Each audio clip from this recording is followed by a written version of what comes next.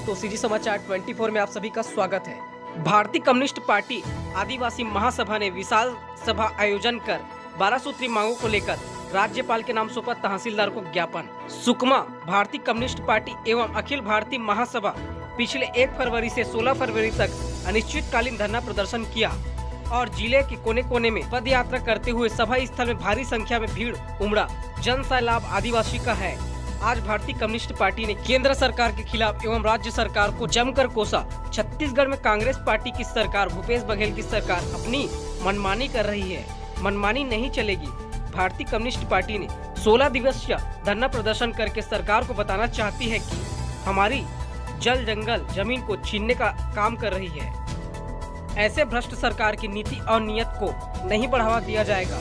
जो कई हजार एकड़ जमीन कब्जा करके खेती कर रहे किसानों की जमीन को कांग्रेस सरकार जबरन छीनने की काम कर रही है। ऐसे वादे मुकरने वाली सरकार के खिलाफ 12 सूत्री मांगों को लेकर 16 दिवसीय धरना प्रदर्शन के माध्यम से आदिवासी ने मौजूदगी दिखाए, जिसमें मनीष कुंजाम जी ने संबोधन करते हुए कहा कि वक्त बिन पिता के 3 बच्चों को मंच पर उपस्थित किए आंसू को देखा नहीं जा सकता। उन बच्चों की मां अपनी जमीन के हक के लिए सरकारी भवन का निर्माण करने से विरोध किया, मगर कांग्रेस की जुल्मी सरकार उन बच्चों की मां को पुलिस ने गिरफ्तार कर जेल भेज दिया गया। और साथ ही इन दिनों बेरोजगारी को देखते हुए कहा कि बेरोजगार युवा की संख्या बढ़ती ही जा रही है, मगर रोजगार की ओर अनदेखी हो रही है। ऐसे नियत नीति के खिलाफ हमारी पार्टी आदिवासियों का दुर्व्यवहार नहीं देखा जाएगा। साथ ही भारतीय कम्युनिस्ट पार्टी ने अपनी 12 सूत्री मांग को लेकर तहसीलदार को राज्यपाल के नाम सौंपा ज्ञापन। सीजी समाचार 24 से बालाक्रम यादव की रिपोर्ट। गंभीर है, इसको तत्काल छुड़वाने का काम करे, ये हमारी मांग है इस सभा के माध्यम से। तो मैं एक बात जो ज़्यादा जरूरी है, आज के तारीख में जो सबसे ज़्यादा चर्चा है बोधघाट परियोजना की। बोधघाट यदि बनेगा तो इसमें 56 गांव के लोगों की ज़मीन डूब जाएगी। 56 गांव डूब जाएगा। करीब करीब 55 से 60 हज़ार की आबादी जलमग्न हो जाएगी, यानी कि विस्थापित हो जाएगी। तो इतनी सारे आदिवासियों को आप कहाँ ले जाकर बसाओगे, कहाँ जाएंगे ये इसकी चिंता किए बिना प्रदेश के मुख्यमंत्री बार बार ये कह रहे हैं कि नहीं, हम बोधघाट बनाएंगे ही। तो बोधघाट बना के आप किसका विकास करना चाहते हैं? दरअसल ये आदिवासियों का विकास नहीं करना चाहते हैं, आदिवासियों के जमीन तक पानी नहीं पहुंचाना चाहते हैं। दरअसल ये उद्योगपतियों के लिए पानी के प्रबंध कर रहे हैं। ये दरअसल सच्चाई यही है।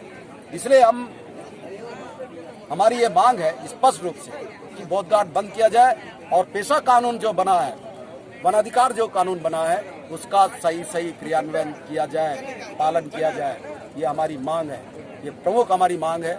और जहाँ तक रोजगार का सवाल है, ये तो पूरे देश व्यापी समस्या है। और ये जो आदिवासी इलाका है, हम लोग भी जब पढ़ते थे तो हमको हमारे माँ बाप और भाई सब लोग ये उम्मीद के साथ स्कूल भेजे थे कि ये पढ़ लिख करके नौकरी करेंगे। और ये सभी नौजवानों के साथ यही कहानी है, यही किस्सा है। और आज कोई नौकरी नहीं है।